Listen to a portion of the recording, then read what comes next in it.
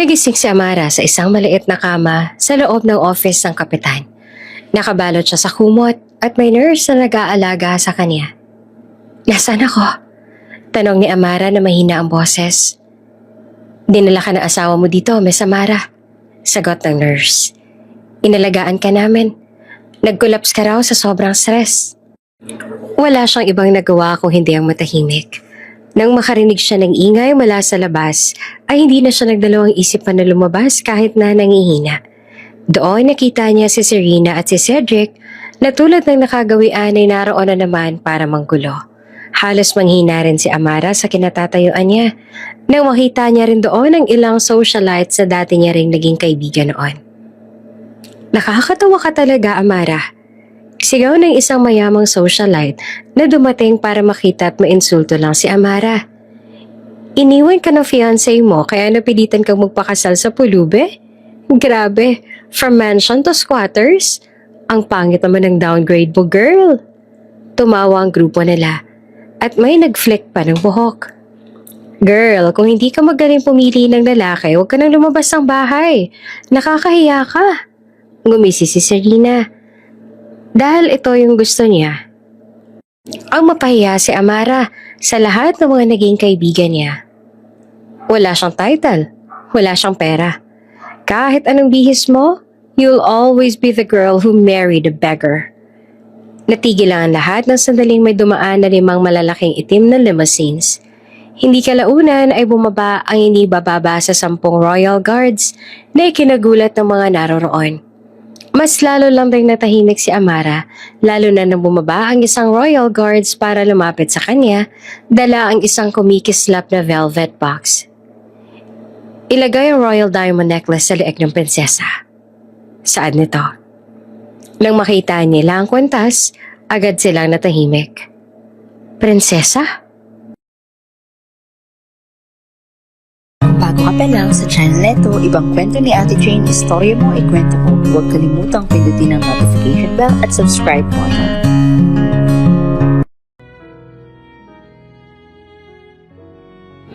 Malamig ang simoy ng hangin ng mga oras na yon. Walang iba nagawa si Amara kung hindi ang bumuntong hininga. Bago siya'y unti-unting umiti sa mga taong nakakasalubong niya. Dapat ay iyon ang pinakamagandang gabi sa buhay ni Amara. Ramdam niya ang lamig ng silk sa balat niya habang suot niya ang puting gown na matagal niya nang pinagpilian. Sobrang gara ng paligid. May tumutugtog ng violin sa gilid. Kabi-kabila rin ang tunog ng mga champagne glasses na nagbabangkaan. Lahat halos sa mga taong umingiti sa kanya ay may malaking ngiti sa labi nila habang patuloy sila sa pagbati kay Amara. "Congratulations ulit, Amara." Saad ng isa, nanginitian niya lang. Hawak niya ang engagement ring ng mga oras na yon. Sa gitna ng lahat, may kakaibang kaba sa dibdib niya. Parang hindi siya komportable na hindi niya maintindihan. Dahil ba wala si Cedric kaya nararamdaman niyang kabang iyon? Nasa gitna na siya ng event nang sadaling makita siya ng tito niya. "Amara anak, bakit parang mag-isa ka lang? May hinahanap ka ba?" Tanong ng tito Eduardo niya habang may hawak na Cuban cigar. "Hindi ko po makita si Cedric eh." Sagot niya na dahilan upang papapuntong hininga yung tito niya. "Nakita niyo ho ba siya? Kanina ko pa po kasi siya hinahanap, hindi ko siya makita." "Sinong hinahanap mo?" Taas kilay na tanong ng tita niya. "Si Cedric ba?" "Opo, kanina ko po kasi siya hindi nakikita." Sa halip na sumagot ay walang ibang nagawa ang tita niya kundi ang magtaas ng kilay sa kanya. "Hayaan mo na muna siya, Amara. Panigurado maraming kausap yun ngayon. Huwag ka masyadong dikit ng dikit sa kanya at nakakahiya sa mga bisita. Para ka namang walang tiwala sa fiancé mo sa ginagawa mo ngayon." Saan ng tita niya bago ito mismid at umalis sa harap niya. Mas lalong sumikip ang dibdib ni Amara sa narinig. Hindi iyon ang vibe na gusto niya sa engagement party niya, pero dahil wala na siyang magulang, wala siyang masandalan kundi ang tito-tita niya na siyang nagpalaki sa kanya. Sa kanila siya umaasa kahit naramdam niya na parang negosyo lang ang turing nila sa kanya. "Tama yung tita mo, hayaan mo na muna si Cedric." Utos naman ng tito niya na ikinabuntong hininga na lang niya bago siya tumango at naglakad palayo. Habang naglalakad siya sa tabi ng malaking bintana, napansin niya si Cedric na pumasok ng veranda. At base sa kilos nito, halata ito nagmamadali at parang may tinatago. Doon ay tila ba muling naramdaman ni Amara ang pag-aalala at kaba na naramdaman niya lang kanina. Bakit parang nagmamadali siya? Bulong ni Amara sa isip habang nakatingin sa direksyon kung saan nawala si Cedric. May tinatago ba siya? Lalong tumindi ang kaba niya. Sinundan niya si Cedric nang walang pag-aalinlangan. Pagbukas niya ng pinto ng veranda, parang nabasag yung mundo niya sa isang iglap. Sa nasaksihan. Si Cedric, yung lalaking sinumpaan niyang mahalin, ay mariing hinalikan ng pinsan niyang si Serena. Hawak pa ni Cedric yung bewang na si Serena habang hinahalikan siya ng pinsan niya. Sa paraan ng paghalik nilang dalawa, para bang matagal ng relasyon nila. At isa iyon sa nagpasakit lalo sa dibdib ni Amara. Halos nakadikit na kay Cedric yung gown ni Serena. Tanda na sobrang lapit nila sa isa't isa. Bakas din ang ngisi sa labi ni Serena kaya naman doon na nakaramdam ng panginginig si Amara. Panginginig hindi lang dahil sa galit, kundi dahil na rin sa awa sa sarili. Cedric? Tanong niya na halos hindi lumabas ang boses niya. Nang marinig iyon ay walang nagawa si Cedric kung hindi ang mapaatras sa gulat na para bang nahuli siya ng police in the act. Pero si Serena may ngisi pa sa labi bago taas kilay na bumaling kay Amara. Sorry Amara, pero hindi ko na napigilan ang sarili ko. Sad ni Serena sa malamig at nanunuksong boses. Lalo niyang inilapit ang sarili kay Cedric na para bang trophy na pinagyayabang yung lalaking kasama niya. Sobrang swerte mo dahil hindi lahat ay binibiyayaan ng lalaking kagaya niya. Serena, Amara, nauutal si Cedric. Huwag kang mag-alala, honey. Singit ni Serena. Tinitingnan niya si Amara mula ulo hanggang paa bago muling gumisi. Hindi ka naman talaga niya gusto. Ginagamit ka lang niya dahil sa mana mo. Ako naman talagang pinili niya dahil ako talagang mahal niya. Para siyang binuhusan ng acid sa lamig ng mga salita ni Serena. Hindi yung pagtataksel ang mas masakit para sa kanya, kundi yung katotohanang plano pala ang lahat. Pero pinsan kita, umiiyak na saad ni Amara. Hindi kita kadugo, kaya wala akong pakialam sa nararamdaman mo. Saad ni Serena bago gumiti ng nakakaloko sa kanya. Sabihin mo sa lahat ng tao yan. Tingnan natin kung kanino sila maniniwala. Sa'yo ba na wala namang ibubuga? O sa akin na hawak na lahat?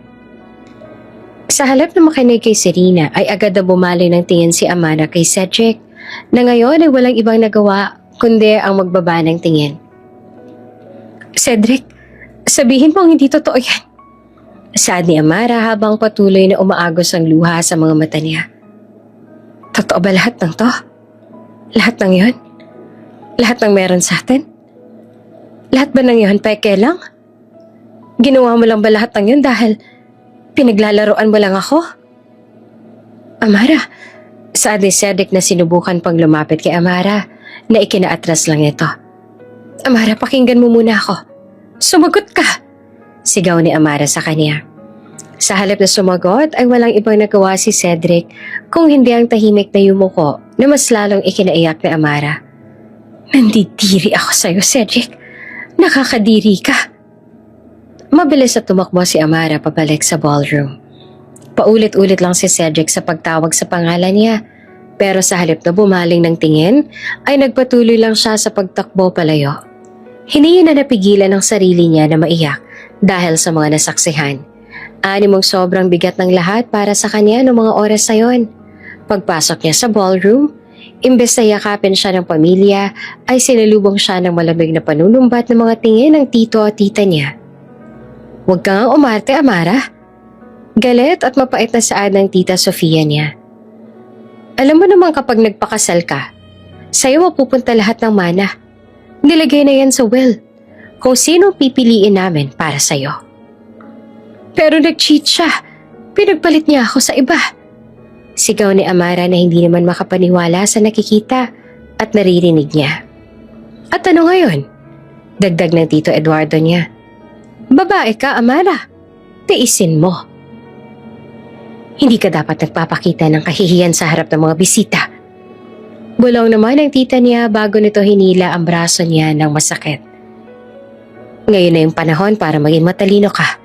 Huwag ka magdrama dyan. Wala siyang kakampi at alam niya yon sa sarili niya. Kahit na anong gawin niya, ni minsan, hindi man lang siya nagawang pakinggan ng mga tito at tita niya. Wala namang ibang iniisip ang mga ito kundi ang tungkol sa mana. Wala na rin siyang mga magulang na pwede niyang pagsabihan. Wala siyang tinig. At kahit na ganon, alam niyang wala silang pakialam sa kanya. Para silang mga buitre na sa oras na bumagsak siya sa lupa, walang ibang gagawin ng mga ito kundi ang maghati-hati sa yaman na meron siya.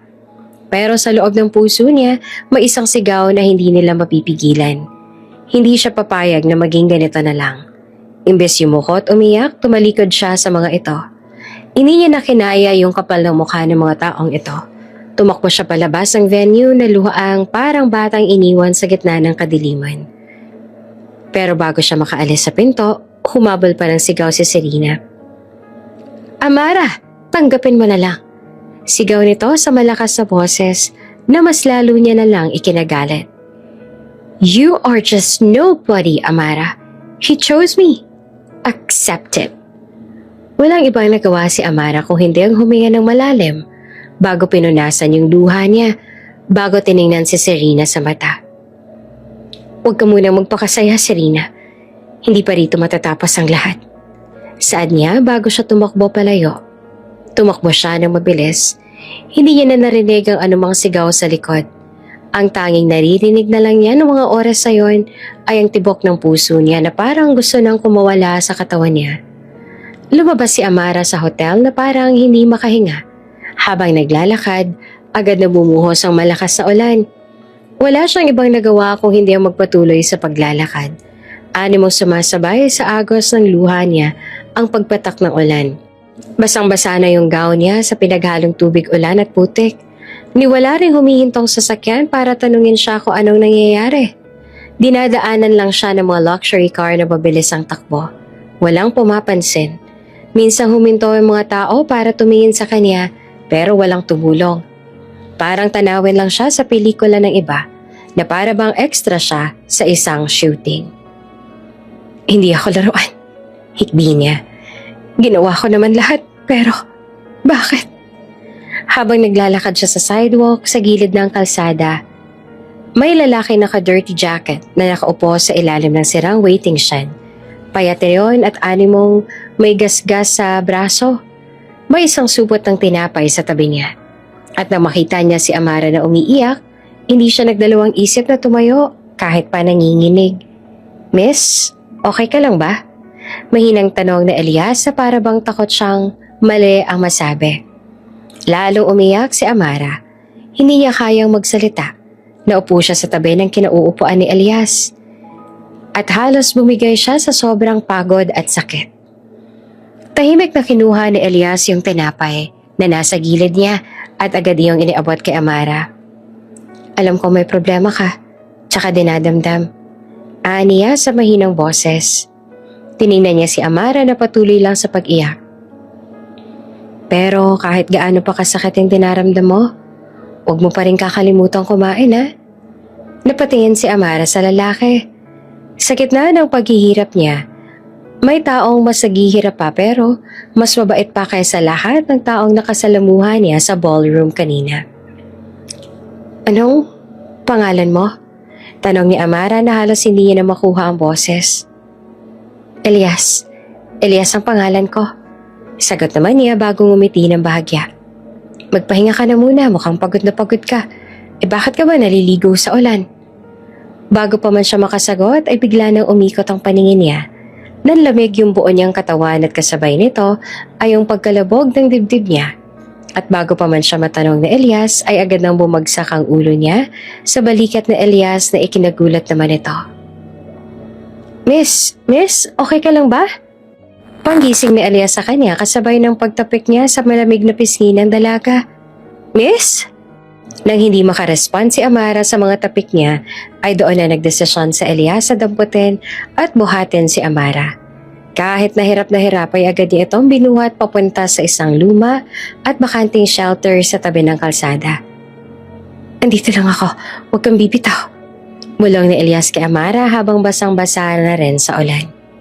Habang buhat niya si Amara, ang mata ni Elias ay saglit na tumingin sa langit.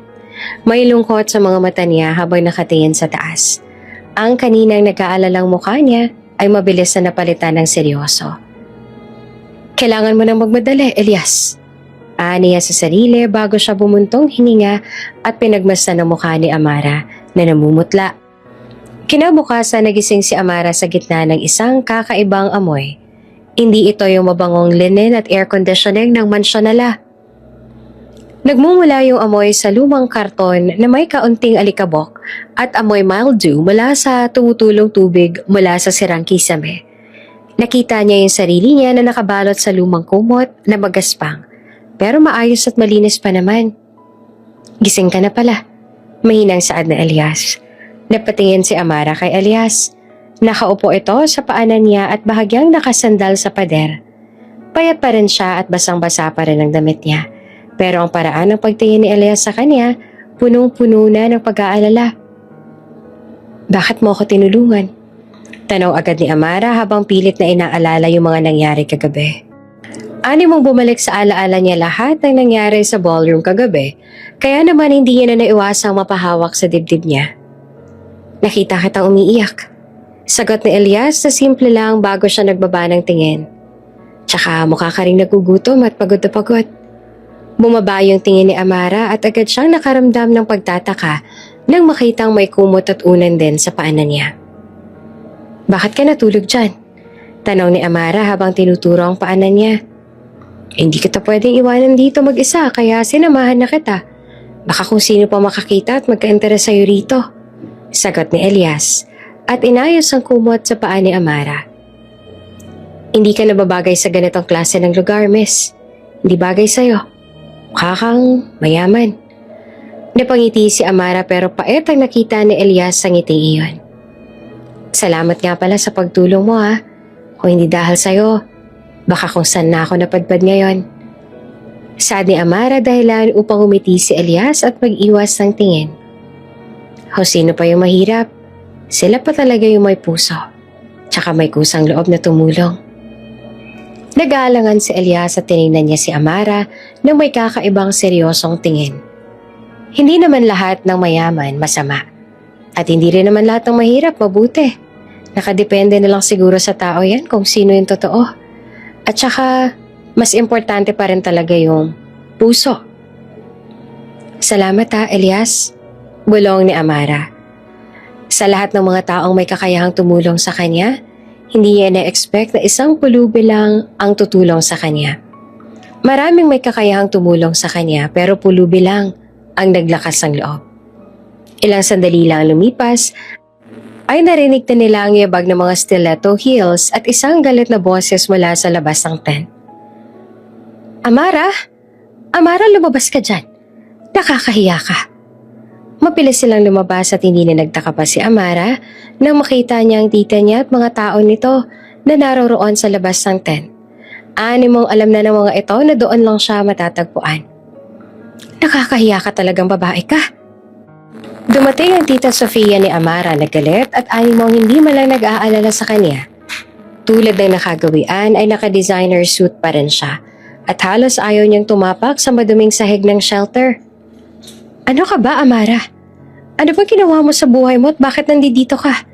Nakakahiya ka talaga? Sigaw nito. Tara na, kailangan mo umuwi. Naghihintay na si Cedric sa'yo. Hindi na ako babalik sa kanya, tita.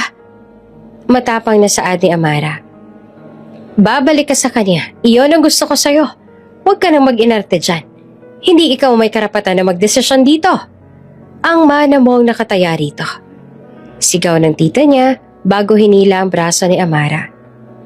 At sino ka namang pulubi ka? Umalis ka nga sa harapan namin. Ang baho mo! Baliw niya kay Elias. Hindi mo lang nakapagpasalamat ang tita niya kay Elias na nagligtas sa buhay ng pamangkin niya. Para sa tita niya, si Elias ay basura lang at walang halaga. Nilingon ni Amara si Elias. Tumingin lang ito sa kanya, tumango na para bang sinasabi nitong mag-iingat siya. Sige, tita. Sasama ko pabalik sa inyo, saad ni Amara. Pero tatandaan mo, hindi ako magpapakasal sa manlulokong yan. Sa kotse pa uwi, hawak ni Amara ang dibdib niya habang pinipigilan ng luha sa mga mata niya. Wala namang pakialam ang tita niya sa kanya at animong mas mahalaga pa yung phone na hawak nito kesa sa kamustahin siya. Huwag ka mag-iskandalo, Amara. Kailangan mo magpakasal sa kanya para makuha mo yung mana. Kapag hindi mo ginawa yon, mananatili ka pa rin duka. At kapag hindi mo sinunod yung utos namin, hindi ka namin tutulungan sa oras na maghirap ka. Banta ng tita niya. Mas gugustuhin ko pong maging mahirap kesa sa nagpakasal sa manlulokong yon. Giit ni Amara.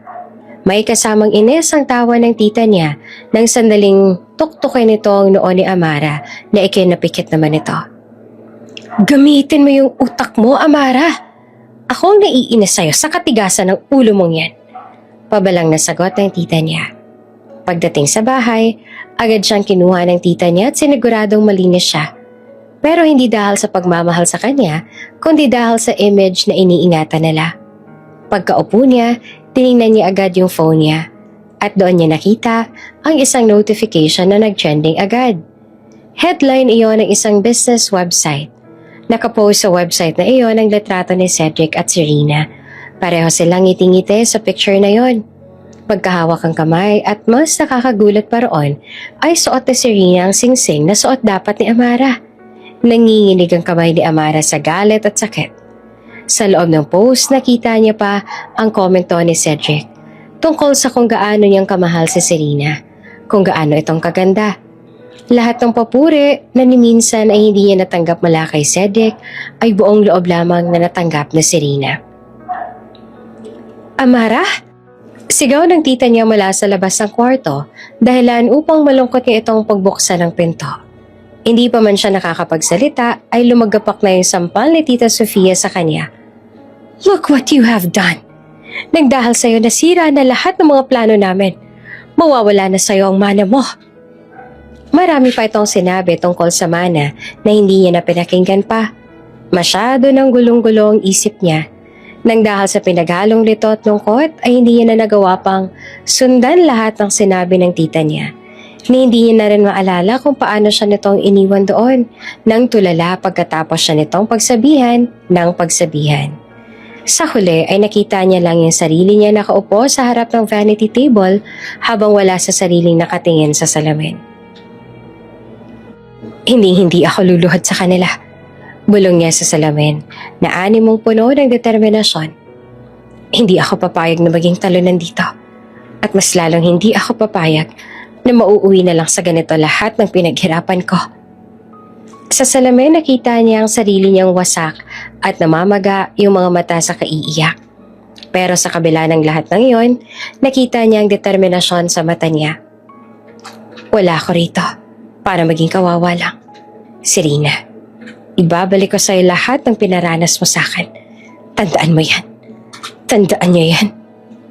At sa isang iglap, bumalik sa isip niya ang tungkol sa lalaking tumulong sa kanya, si Elias.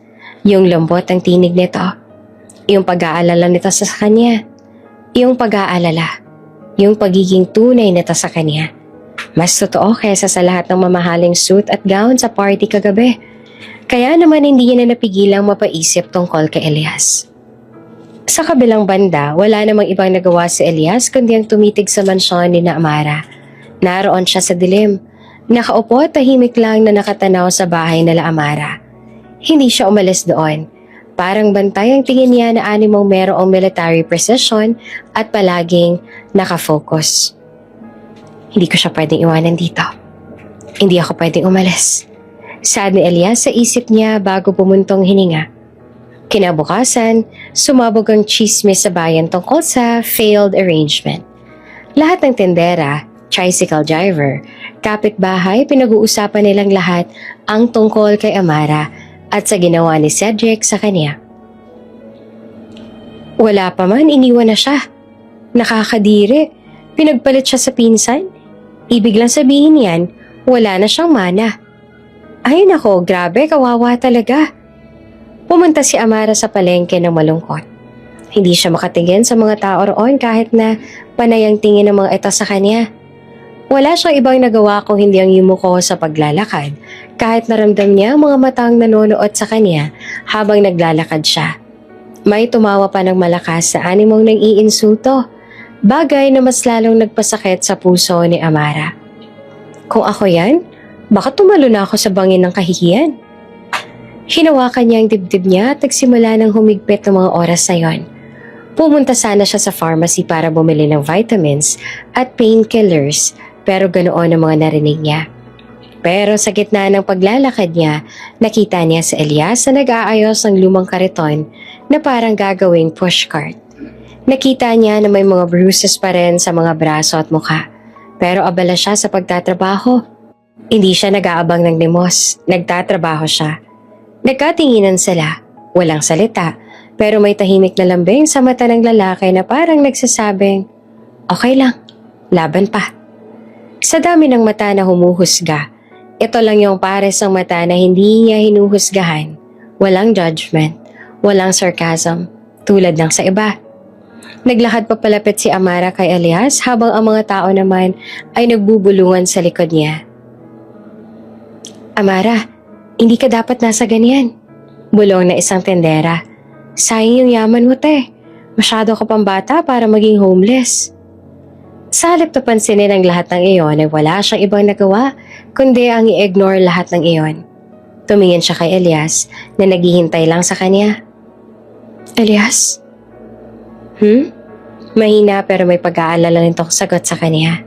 Sa gitna ng kahihiyan, sa gitna ng mga ngisi at chismis, may bigla siyang sinabi na hindi niya naisip. Isang desisyon na babasag sa lahat ng nasa pagitan nila. Pwede bang pakasalan mo ako? Nang dahil sa narinig ay agad na nagulat si Elias.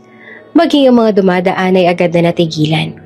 Napatigil naman yung tendera ng gulay sa ginawa at agad na lumabas ang ulo nito sa sari-sari store. Naging tahimik ang buong palengke sa narinig. Hanggang sa nabasag lang katamihikang yon nang may nagsalita. Ay, grabe naman. Pulubi yung ipapalit niya sa mayaman? Aba, nabaliw na yata. Desperada. Lumala si Amara sa mga narinig at sa tingin ni Elias pero hindi siya tumakbo palayo. Tiningnan niya si Elias ang may buong tapang. Kesa naman magpakasal ako sa manloloko, mas pipiliin ko na lang ang may puso. Tinitigan ni Elias si Amara. Ang mukha niya may bakas ang pagkagulat pero iba ang nakikita ni Amara sa mga mata niya. Animong nag-aapoy ang mga ito habang nakatitig sa kanya. Unti-unti ay tumango si Elias ng mabagal bago siya sumagot kay Amara. Oo, pakakasalan kita, Amara. Naging tahimik ang naon ng 3 segundo pero kalaunan ay sumabog ang tawanan sa buong palengke. Sa gitna ng ingay, hawak ni Amara ang bituin ng bagong pag-asa. Ito na ang simula ng paghihigante niya sa dalawa. Sa di kalayuan naman, isang lalaking nakaitim na shades ang tahimik na nagtipa ng text sa cellphone niya. Hindi siya ordinaryong tao. At ang tingin niya sa dalawa nasa malayo ay medyo matalas. Text message, he agreed. Phase 1, confirmed. Target is now protected by Prince's own will. 2 linggo lang nakalipas ay ginanap na sa barangay hall ang kasal na lang dalawa. Walang bonggang bulaklak, walang violin na tumutugtog ng wedding march, walang grand entrance na may red carpet. May mga plastic na upuan sa di kalayuan.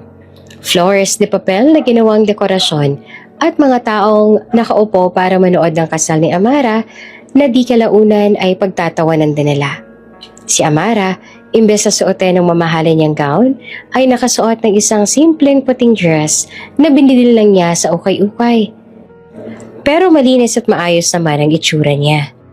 Si Elias naman, hindi man nakatoksido, maayos naman ang tabas ang buhok niya. Nakasuot siya ng malinis na polo shirt at slacks. Walang regalo, walang mamahaling alahas, pero may dangal sa tindig niya. Hindi siya mukhang namamalimos sa kalye. Mukha siyang taong may respeto sa sarili. Handa ka na ba? Bulong ni Elias kay Amara. Handa na ako. Sagot naman ni Amara kahit nanginginig ang mga kamay sa kaba. Tumingin siya kay Elias at nakita niya ang determinasyon sa mata nito.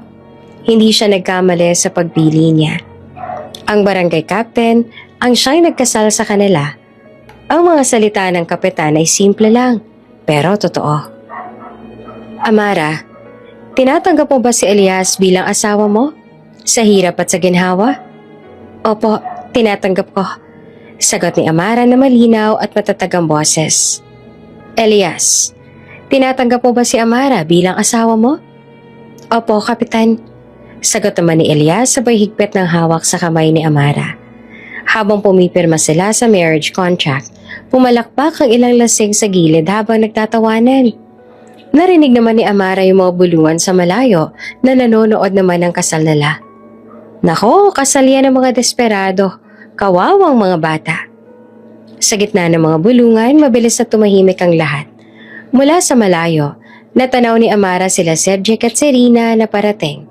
Gaya ng nakagawian ay nakasuot sila ng mga designer clothes na para bang mga fashion models.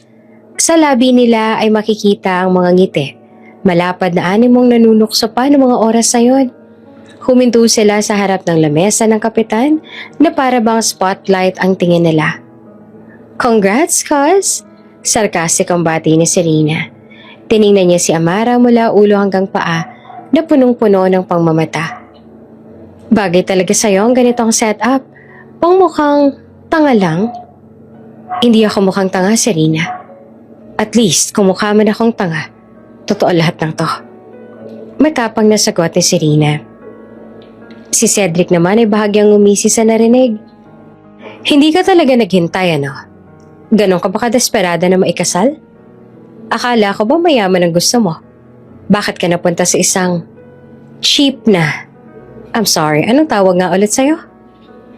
A beggar. Sad naman ni Serena bago sila magkasamang tumawa ni Cedric. Look at this mess, Amara. Ni hindi ko malang na-expect na pagkatapos mo akong iwanan, sa ganito ka lang pala mauuwi. Karma mo ba to dahil hindi ka makapaghintay? This is not karma. At mas gugustuhin kong maikasal sa lalaking mahirap pero may dangal. Kesa sa lalaking katulad mo na cheater na nga. Mayabang pa. Sagot ni Amara habang tinitingnan si Cedric sa mata. Tahimik si Elias sa tabi niya pero naramdaman ni Amara ang kamay ni Elias. Marahang humawak ito sa kamay niya na para bang sinasabing, nandito ako, huwag kang matakot. Ang simpleng hawak na iyon ay mas naging matibay na sandalan para sa kanya kesa sa lahat ng pera na meron si Cedric. Napansin niyo ni Cedric kaya naman mabilis niya sanang kukuhanin si Amara pero agad siyang tumigil ng sandaling magsalita si Elias sa gilid ni Amara. Huwag mong hahawakan ang asawa ko. Malamig na saad ni Elias. Hindi siya sumigaw pero ang boses niya ay may bigat na nagpatahimik kay Cedric. Sino ka ba para pagsabihan ako? Tanong ni Cedric kasabay ng pagtingin kay Elias na para bang insekto yung nasa harap niya. Ako lang naman ang asawa ng babaeng hahawakan mo. Simple at maikling sagot na Elias. Natawa si Serena sa pagsabat na Elias. Oh my God, kuya, sa itsura mo ngayon, pwede ka na maging bodyguard namin. Cedric, bigyan mo nga siya ng 5,000. Hindi ko kailangan ng pera ninyo. Sagot na Elias habang ang tingin niya ay hindi natitinag. Umalis na kayo, tapos na ang kasal. Walang ibang nagawa ang dalawa kung hindi ang umalis ang may galit sa mga mata. Hindi kalaunan ay natapos na rin ang seremonya. Lahat ng mga taong naroroon ay nagpalakpakan. Hindi dahil sa natutuwa sila sa dalawang ikinasal, kundi dahil sa pumalakpak sila ng may pang-aasar. Nang makaalis sila sa barangay hall, agad na nagulat si Amara nang makita niya ang lumang kariton na may 2 pangit na lobo. May nakasulat ding karatula doon na may nakalagay na Just Married. Bagay na nagpaluha kay Amara. Ipinagpalit man siya ng fiancé niya sa pinsan niya, itinakol man siya ng mga tito at tita niya dahil sa manang hindi niya nakuha, nakita naman niya ang totoong pagmamahal sa lalaking noon niya lang din nakilala. Salamat, Elias. Kasi hindi ka man lang nagdalawang isip na pakasalan ako kahit na Hindi mo naman ako kilala. Saad ni Amara kay Elias dahilan upang umiti si Elias sa kanya kasabay ng marahang pagpisil nito sa kamay niya. Nang lumabas sila ng hall, huminto si Amara saglit at huminga ng malalim. Walang palakpak na nangyari. Walang cheers mula sa mga mayayamang tao na kilala niya. Pero hindi niya rin maitatanggi na kahit wala na siya ng mga bagay na ine-expect niya, masama naman yung puso niya. Tara na, Amara. Yaya na Elias. Sandali, saad ni Amara. Then she saw it, isang black luxury car na tinted, nakapark sa di kalayuan. Tahimik lang yung kotse na yon, walang galaw. Parang may nagbabantay sa lahat ng kilos nilang dalawa. Hindi ito karaniwang kotse sa lugar. Malabo ring pagmamay-ari iyon ni Serena dahil ngayon lang siya nakakita ng ganong klase ng kotse. Base sa itsura at style nito, mukhang itong sasakyan ay isang Secret Service or diplomat. Bakit may kotse dyan? Kilala mo ba yung kanino yan? Tanong ni Amara bago napatingin kay Elias. Umiling naman si Elias pero may kumislot sa mata niya. Recognition? Kaba? Lihim na nabunyag? Baka may hinihintay lang. Hindi, Elias. Parang matagal na sila nandyan eh. Parang feeling ko binabantayan tayo. Giit ni Amara. Huwag mo na lang pansinin. Saad ni Elias bago hinawakan ng kamay niya at naglakad sila papalayo sa black car. Pero habang naglalakad sila, lumingon si Amara sa likod. Ang black car tahimik na sumusunod sa kanila pero hindi nagpapakita. May mali. Hindi to coincidence. Yan ang nasa isip ni Amara. Sa loob ng black car may boses sa earpiece na parang galing sa radio. Naroon ang isang lalaki na nakasuot ng black coat at nakashades na mabilis na nag-report sa ginagawa ng dalawa. Target is married. Proceed to observation mode. Kinabukasan, dinala ni Elias si Amara sa bahay niya. Isang maliit na barong-barong sa gilid ng riles. Kahoy na pinagtagpi-tagpi ang haligi ng bahay niya. Yero naman ang bubong at manipis na kortina naman ang pinto. Walang marble floors. Walang chandelier. Wala nang lahat ng mga bagay na nakasanayan ni Amara sa dati niyang buhay. Pasensya ka na, Amara. Ito lang yung bahay ko. Alam kong hindi naman ito nakasanayan mo pero pwede ka namang umuwi sa inyo kung hindi mo na kayang tumira rito kasama ko. Imbes na mahiya ay agad namang napangiti si Amara. Hindi ko naman kailangan ng mansyon, Elias. Hindi ko kailangan ng mga bagay na nakasanayan ko na noon. Ang kailangan ko, peace of mind. At kasama sa lahat ng yon. Sagot niya dahilan upang malungkot na napangiti si Elias sa kanya. Ang barong-barong ay medyo maliit, pero malinis, maaliwalas. At may isang maliit na paso sa gilid na may lumalaking halaman. Hindi kalaunan ay naglatag si Elias ng simpleng pagkain. Lugaw iyon na may kaunting manok. Isa lang ang kutsara kaya pinilit niyang gumawa pa ng isa gamit ang isang lumang kahoy. Pinagmamasa ni Amara si Elias nang naluluha. Sa dami ng taong may pera na walang puso, heto yung lalaking may walang-wala pero hindi nagdadalawang isip na tulungan siya. Kainin mo to, Amara. Hindi ko maipapangakong masarap yan pero malinis yan. Saad ni Elias bago ibinigay kay Amara yung mas maayos na kutsara. Kumain ka na rin, Elias, sabi ni Amara. Sabayan mo na ako rito. Habang kumakain sila, biglang bumuhos ang malakas na ulan. May patak na pumapasok mula sa butas ng bubong ng kubo kaya naman mabilis na umalis sa pagkakaupo si Elias.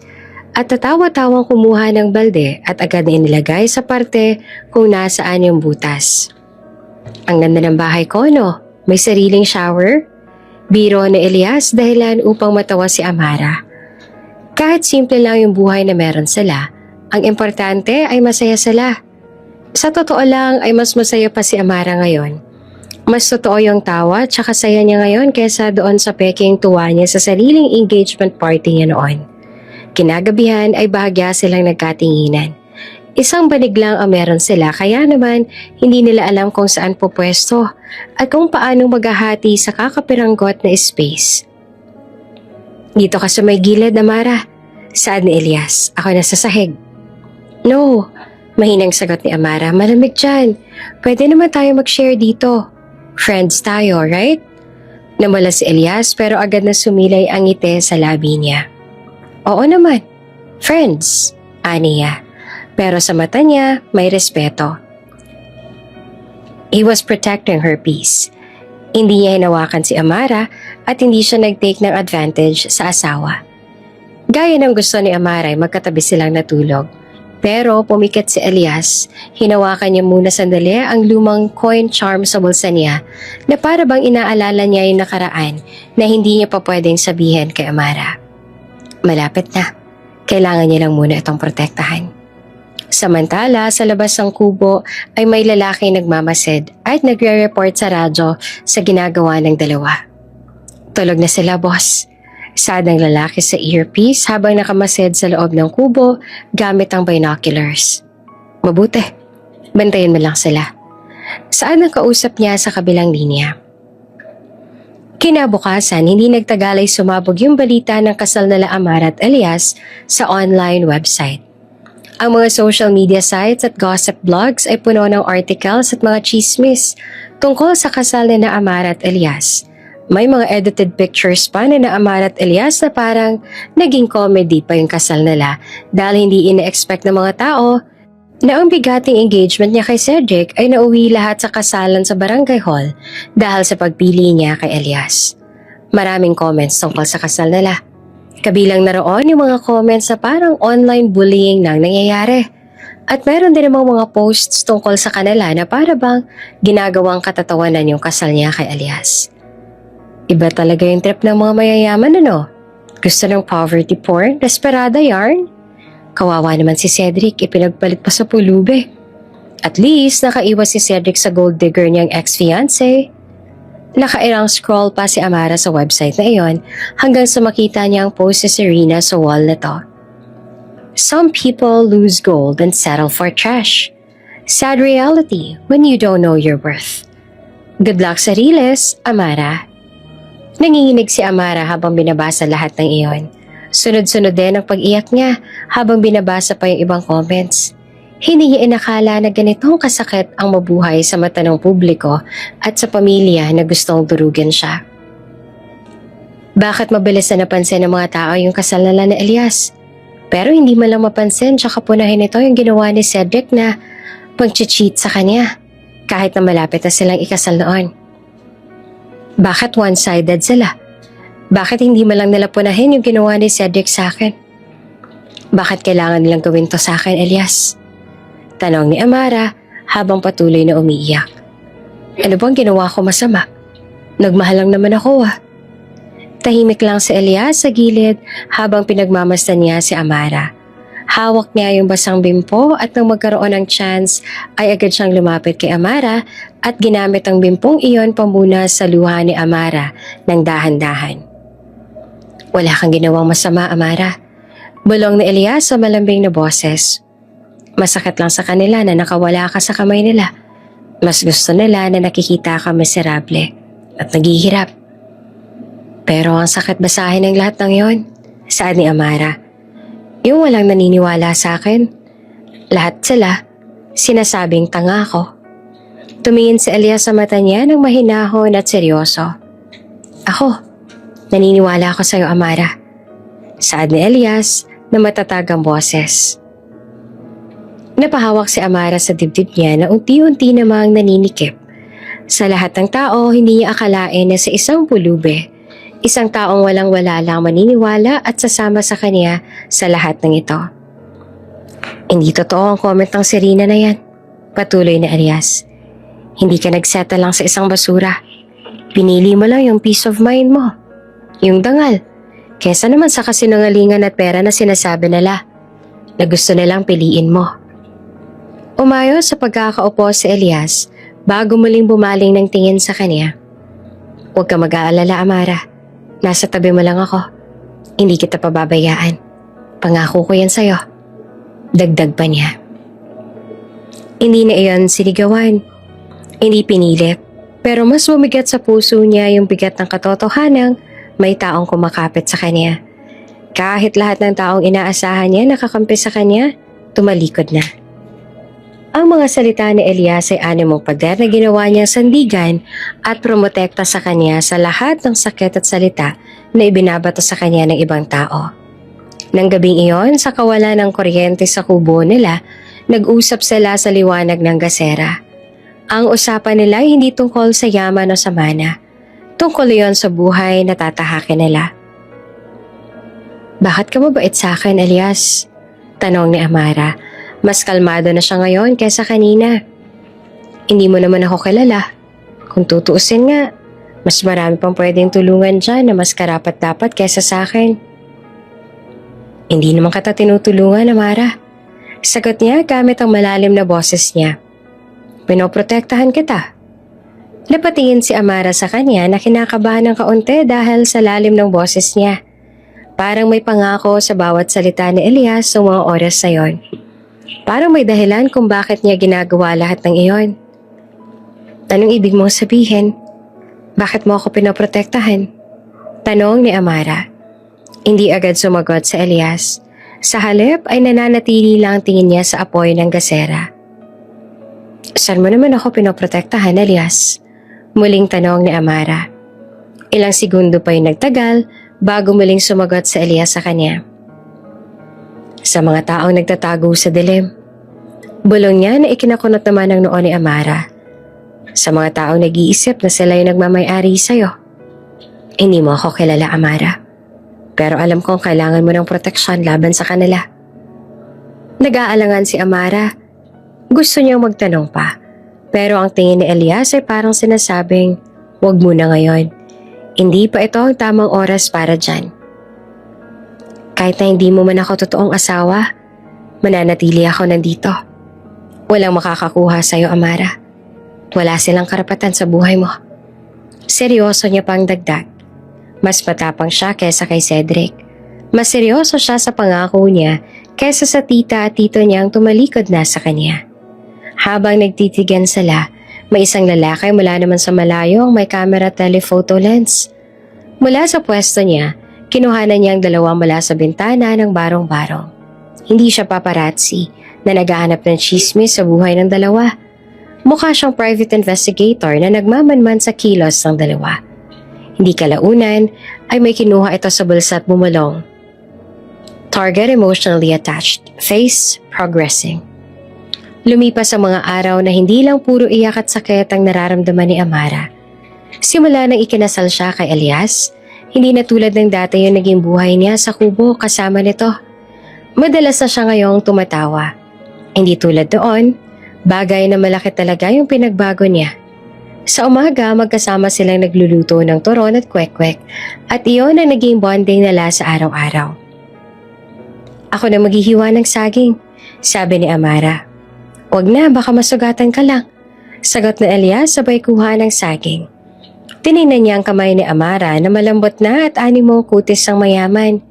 Hindi iyan sanay sa mga gawaing ganito kaya naman napabuntong hininga na lang siya. "Hindi, sanay ako na," pamimilit pa ni Amara.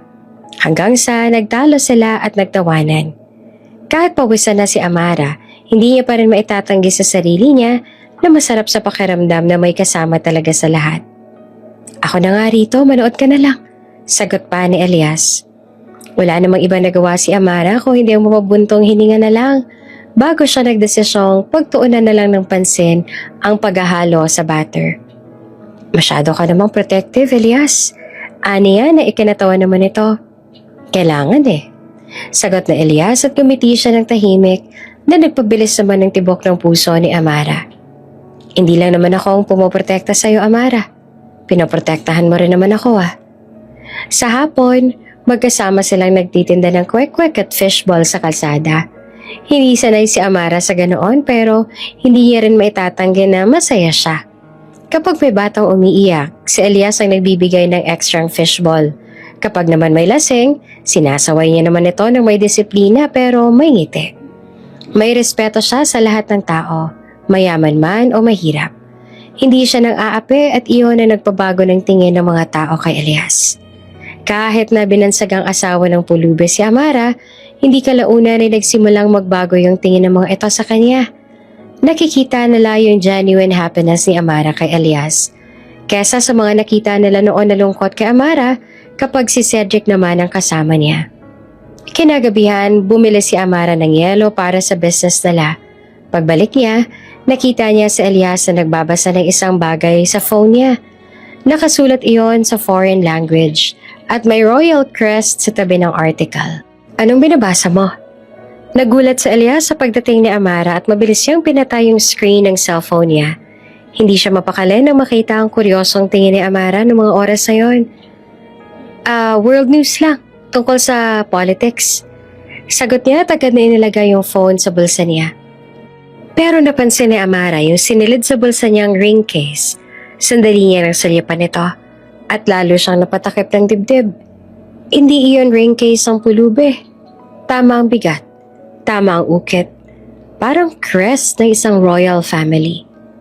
Elias, matulog ka na, Amara.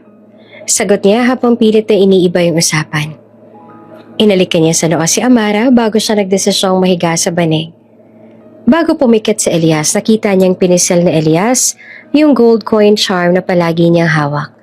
Parang mahalaga yan sa kanya na animong may pinangahawakan siyang pangako. May tinatago siya. Hindi lang siya basta pulube. Sa isip ni Amara. Kahit na ganon, hindi niya kayang magalit kay Elias dahil nararamdaman niya yung proteksyon na binibigay ni Elias sa kanya, regardless sa background na meron siya. Kinabukasan, ginabi si Amara at Elias ang uwi mula sa pagtitinda. Malakas ang ulan at kailangan nilang dumaan sa isang madilim na eskinita malapit sa Riles. Habang naglalakad sila, may biglang sumulpot na 3 lalaking lasing at mukhang manyakis. Oy mga pre, si Amara yan ah. Ang ganda mo pala sa personal. Sabi ng isa sabay hawak sa braso ni Amara. Nanlamig ang dugo ni Amara at nagsimula siyang magpanik sa ginawa ng nakakadiring lasing. Bitawan mo siya. Malamig at matigas ang boses ni Elias. Natawa naman ang lasing sa sinabi niya. Nako, pulubi ka lang. Anong gagawin mo, ha? Papaiyakin mo ba kami? Saad nito sabay tulak kay Elias. Nang dahil sa ginawa niya ay agad na napaupo si Elias sa putik dahilan upang magtawanan ng mga lasing. Baka saman sa mukha ni Amara ang pag-aalala kaya naman walang ibang nagawa si Elias kung hindi ang mapailing. Umuwi na kayo. Ayoko ng gulo. Saad ni Elias habang tumatayo at pinupunasan ng putik sa shorts niya. Tingnan mo to, pre. Pinagtatanggol pa yung asawa niyang socialite. Hindi mo naman talaga asawa yan, di ba? Pulubi lang yan eh. Tawa pa ng isa. Nang dahil sa narinig ay agad na nag-init ang mukha ni Elias sa galit. Ang mga mata niya ay animong nagbabaga sa galit. Walang emosyon pero kitang-kita sa titi niya yung matatalas sa tingin. Iwanan mo na yung pulubing yan. Sumama ka na lang sa amin. Papaligayahin ka pa namin.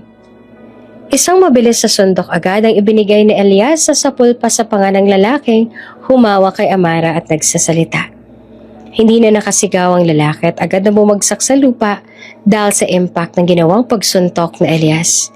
Pag-ikot na Elias, kinabig niya yung braso ng isa pa. Hawak niya na ang kamay nito. At sa isang mabilis sa pag-ikot, binalibag niya ito sa lupa. Yung pangatlo naman ay nagulat at sumugod para sumuntok kay Elias.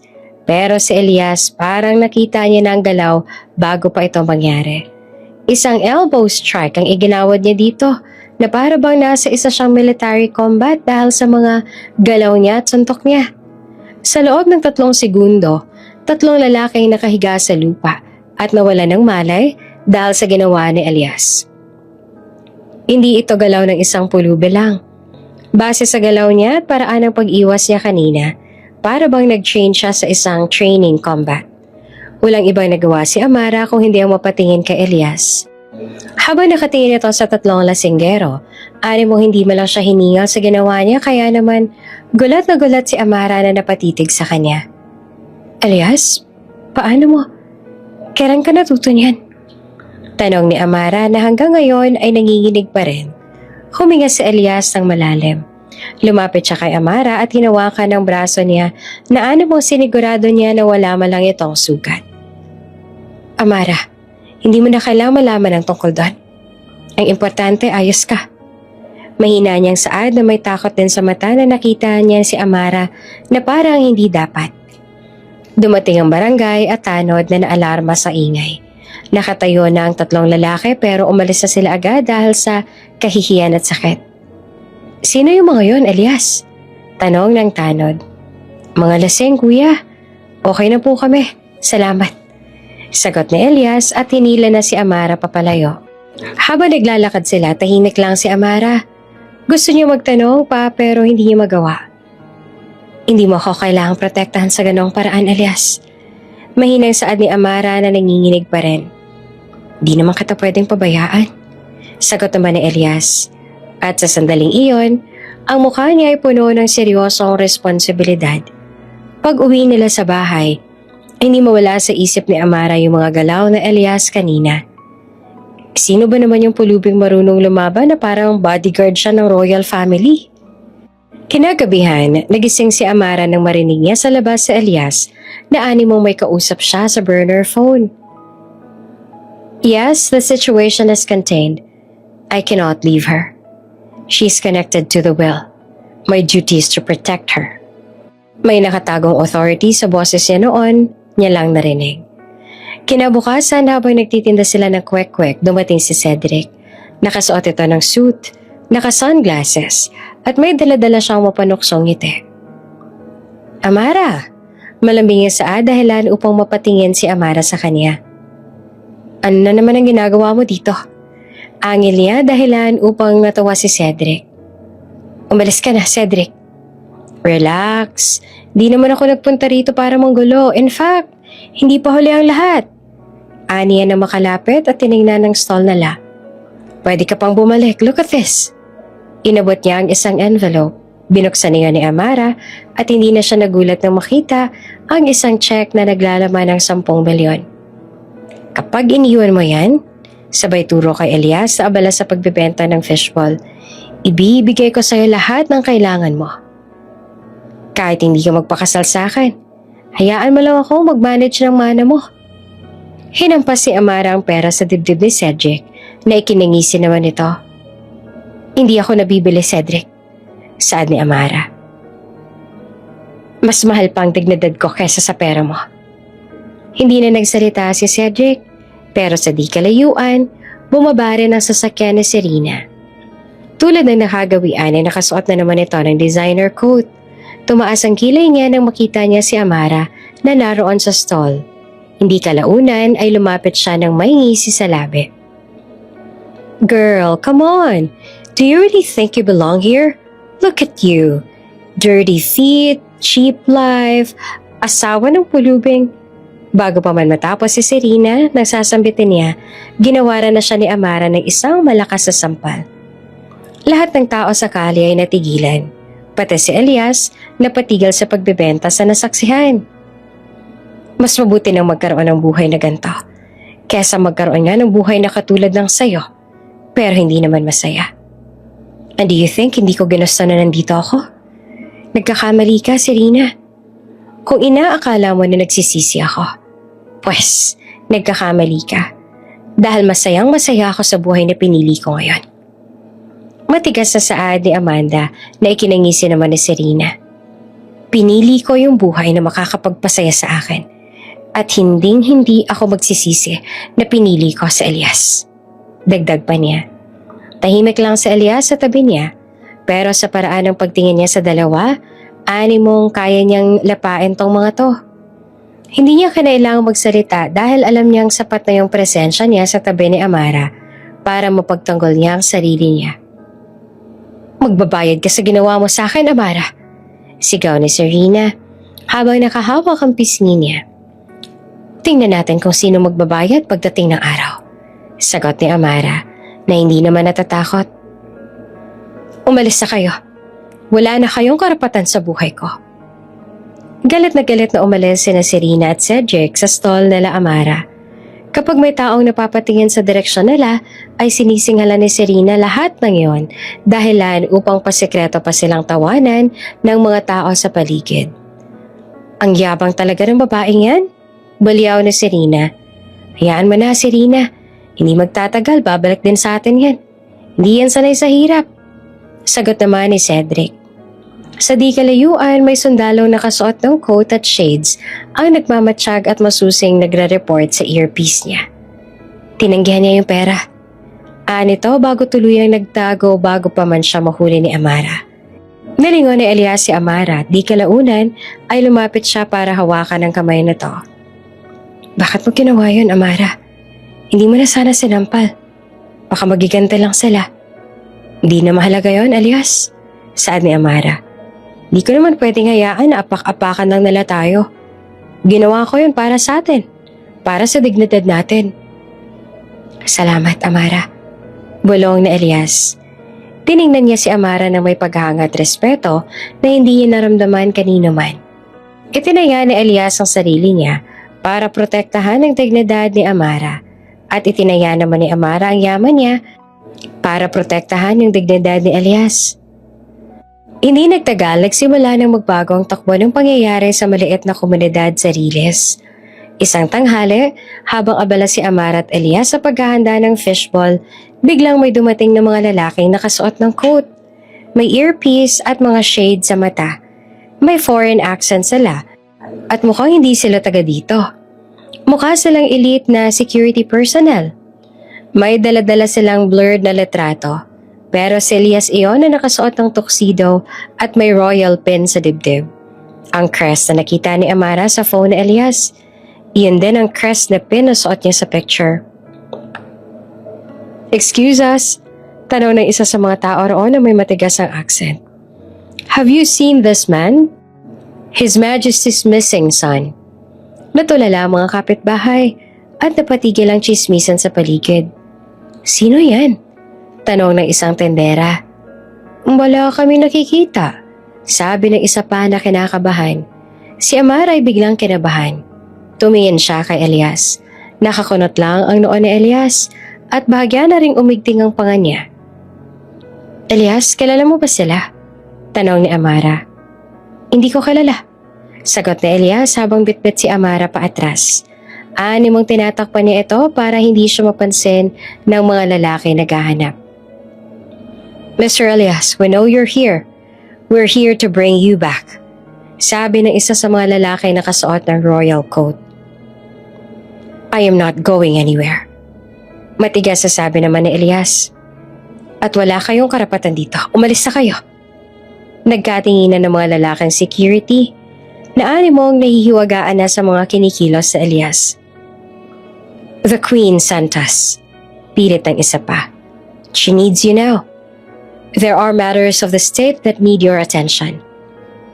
Tell the Queen, my state is here. Sagot na Elias at tinignan si Amara. Hindi kalaunan ay yumuko ang lalaki at umalis na yung mga ito. Pero alam ni Amara na sa puntong iyon, hindi sila titigil. Hindi nila titigilan sa Elias. Pag uwi sa barong-barong, nanginginig si Amara nang bumaling siya ng tingin kay Elias. Elias, sino ka ba talaga? Tanong ni Amara habang patuloy na umaagos ang luha niya.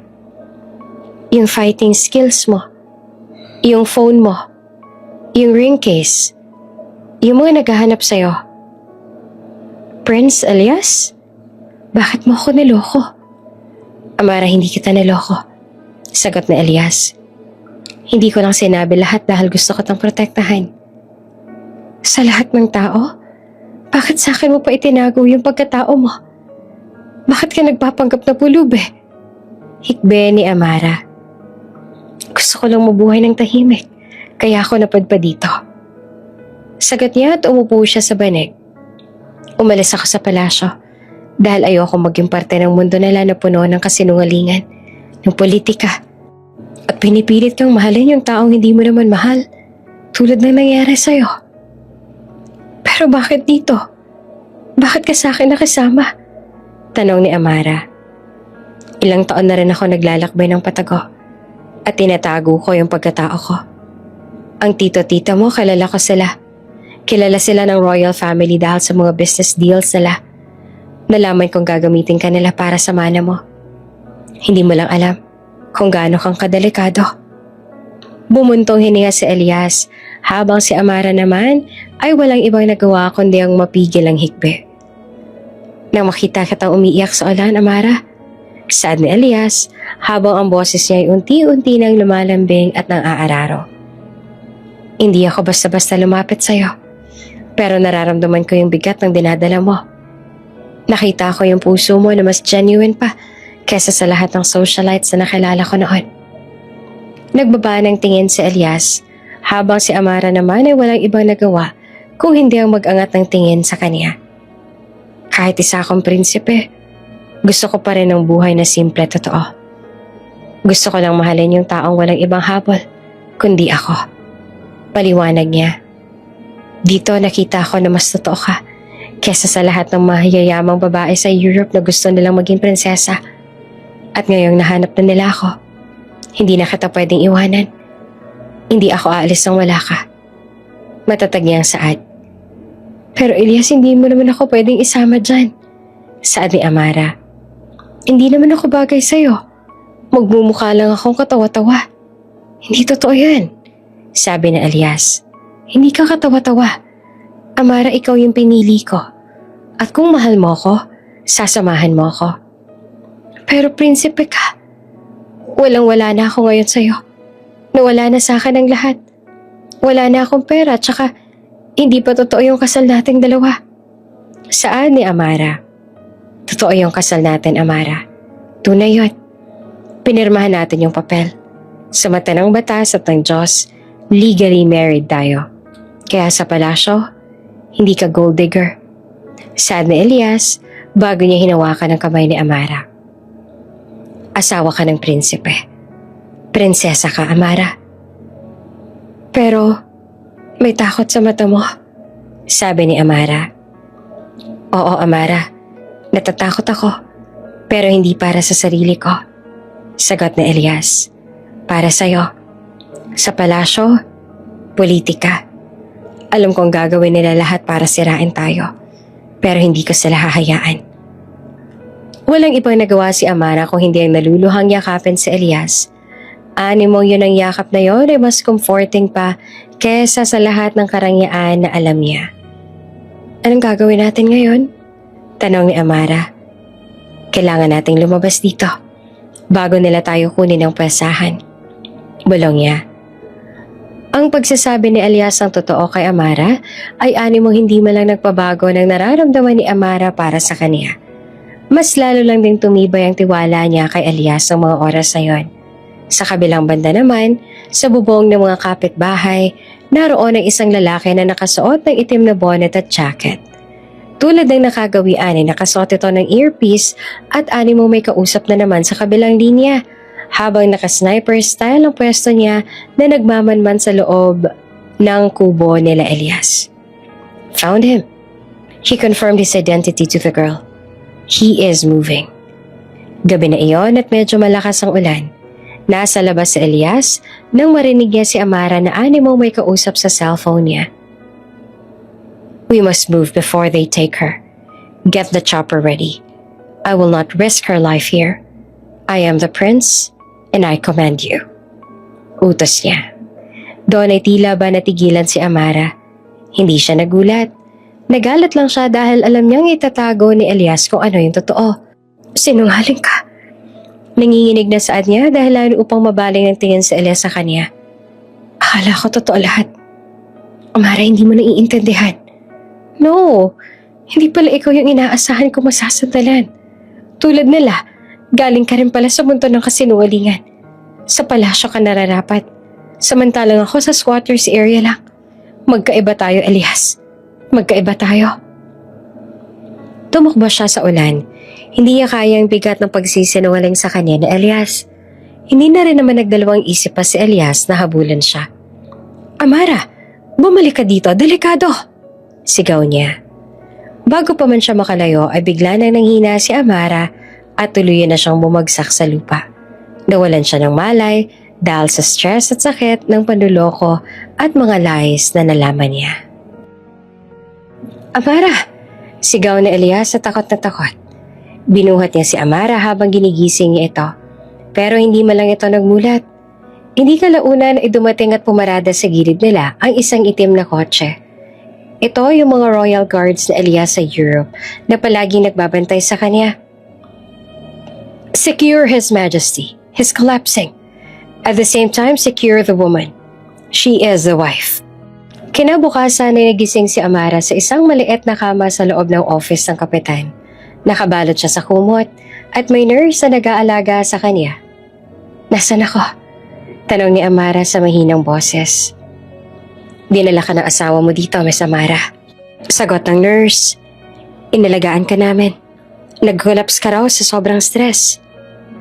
Wala siyang ibang nagawa kung hindi ang matahimik.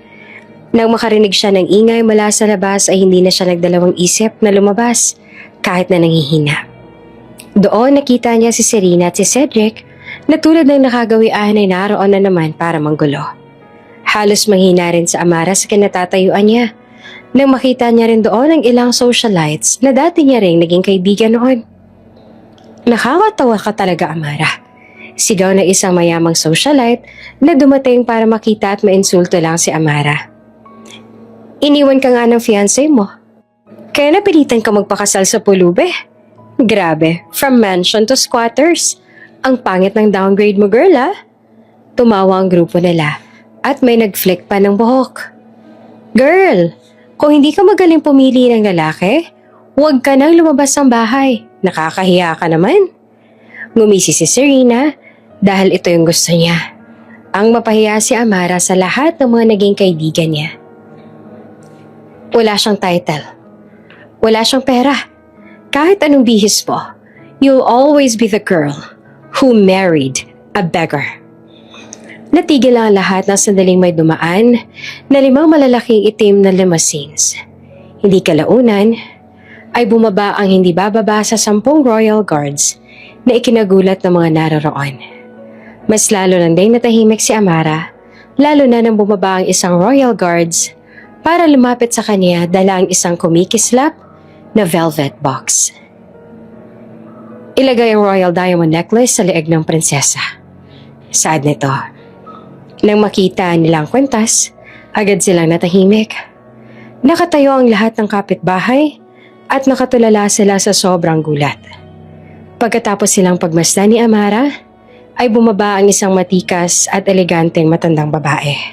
Nakasuot siya ng formal suit at ang mga mata niya ay matalim at animong hindi man lang makitaan ng kaba. Where is Prince Elias? Tanong niya na malakas ang boses at may foreign accent na hindi maikakaila. Napatigil ang lahat ng tao sa barangay habang si Amara naman ay napatulala na lang. Prince? Bulong ng tindera ng gulay. Si Elias yung asawa ni Amara? Lumabas si Elias mula sa loob ng barangay hall. Sinusuportahan niya ang mga Royal Guards. Hindi na siya nakasuot ng dirty jacket. Malinis na barong Tagalog na ngayon ang suot niya. Suot niya ang Royal Signet Ring sa daliri niya. At ang tindig niya ay may respeto at kapangyarihan. Mother, bulong niya na nag-aalangan. Lumuha si Amara. Hindi dahil sa sakit, kundi dahil sa bigat ng pagtatago. Prince Elias, para siyang sinaksak. Totoo pala talaga ang sinabi niya nung gabing iyon. Tiningnan ng mahal na reyna si Amara ng malamig pero kuryoso. Tiningnan niya si Amara mula ulo hanggang paa. Ito pala yung babaeng pinili ng anak ko, kesa sa trono. So, this is the girl? Tanong ng Queen Mother sa kanyang aide. Yes, Your Majesty. Legally married. Bulong ng aide. Sinubukan ng Queen Mother na kunan si Elias. You have duties, Elias. You cannot remain in this place. Sabi niya na puno ng disappointment. Kailangan mo akong samahan. May council meeting ka. Pero si Elias sumawak sa kamay ni Amara. Hindi niya hinayaan na magkalayo sila. I will not leave her, Mother. Matigas na saad ni Elias. She is my wife, and I will not choose the throne over my queen. Natahimik ang lahat. Ang mga tao ay nakatingin lang. Ang mga cellphone naman nila ay naka-record sa kaganapan na hindi nila inaasahan. Tumingin ang Queen Mother kay Elias at nakita niyang pagmamahal at determinasyon sa mata ng anak niya. Alam niya na hindi siya pwedeng mag-umpisa ng public scandal dito. Kailangan niyang maging matalino. Pagkatapos, tumingin siya kay Amara. Pinag-aralan niya si Amara ng tahimik. Nakita niyang dangal ni Amara. Kahit na nakasuot ito ng simpleng damit. Nakita niya ang lakas na hindi nagmula sa pera. Lumapit ang Queen Mother kay Amara at sa kwintas na ngayon ay nakasuot na sa asawa ng anak niya. In our tradition, Amara, saad ng Queen Mother. Hindi na galit, pero seryoso. The woman the prince marries must be honored. Hinawakan niya yung kwintas na nasa leeg ni Amara na ikinatigil naman ito. You have married my son when he was disguised as a beggar, sabi ng Queen Mother. But today, I acknowledge you as a princess. Sa di kalayuan, nakita nila Cedric, Serena at mga dating kaibigan ni Amara yung necklace. Nakita nila yung mga limousine at yung mga royal guards na natitiyak na lang hindi mga taga dito. Nang makita ni Serena ang royal diamond necklace sa leeg ni Amara, unti-unti siyang napanganga at halos manigas. Si Cedric naman ay hindi makapagsalita sa mga nakikita. Cedric? She's going to be a princess. And we're nothing. Ang necklace na yan. Wala tayong pera, Cedric. Masisira tayo. Saad ni Serena. Hindi yan totoo. Bulong naman ni Cedric na hindi pa rin makapaniwala. Lumingon si Amara at bumaling siya ng tingin kina Serena at Cedric. Awa na ang nararamdaman niya para sa dalawa. Dahil natitiyak niya ang unti-unti nang napapahiya ang dalawa. Niyakap na Elias si Amara at tiningnan niya ang crowd. She is my wife. She is the princess of the kingdom of Eldoria. Any more insult against her is an insult against the crown. Matigas yung saad sa mga naroroon. Ang mga taong kanina lang ay pinagtatawanan ni Amara ay bigla nang napayuko. Takot ang makikita sa mga mukha nila noong mga oras na yon. Hindi rin nagtagal, sumabog din ang balita sa buong bansa. Ang socialites at ang ex-fiancé at minsan ay napahiyang napahiya sa inasal nila. Hindi kalaunan ay napatingin si Amara sa mahal na reyna. Your Majesty, thank you po. Mahina niyang sambit. You have earned it, child. Sagot ng Queen Mother. Welcome to the family. Ang paglipat ni Amara mula sa barong-barong sa Riles patungo sa Royal Palace ay parang panaginip na hindi niya inakalang magiging totoo. Sa halip na lumang kariton ni Elias, sumakay sila sa royal helicopter na kinuha sila mula sa barangay hall. Nakaupo si Amara sa helicopter, suot ang royal diamond necklace sa leeg habang hawak ang kamay ni Elias. Sa ilalim, nakikita niya ang bahay ng tita niya. Ang kanina ay hinuhusgahan siya. Ngayon, siya naman ang naglalakbay sa kalangitan. Para ako nananaginip. Bulong ni Amara kay Elias. Hindi to panaginip, Amara. Sagot ni Elias bago hinalikan ang likod ng kamay niya. Ito na yung buhay na meron ka ngayon. Pagdating nila sa Eldoria, sinalubong sila ng Royal Band at Military Honor Guard. Ang palace ay hindi lang malaki. Mas malaki ito sa inaakala niya nung una. Ang sahig ay gawa sa marble. May malalaking chandeliers na parang mga waterfall ng kristal. May mga painting rin na may ginto. Halika na, Amara. Yaya na Elias sa kanya. Ipapakalala na kita sa lahat. Hindi kalaunan ay nagsimula na rin yung matinding pagsanay para kay Amara. Kailangan niya maging handa para sa buhay ng isang royal. Unang-una, binigyan siya ng etiquette lessons ng mahal na reyna. Isang matandang duchess ang nagturo sa kanya, si Duchess Genevieve na sikat sa pagiging istrikto. A princess must walk like she floats, Princess Amara. Saad ni Duchess Genevieve habang may straight posture. Po, hindi ka dapat naglalakad na parang nagmamadali ka.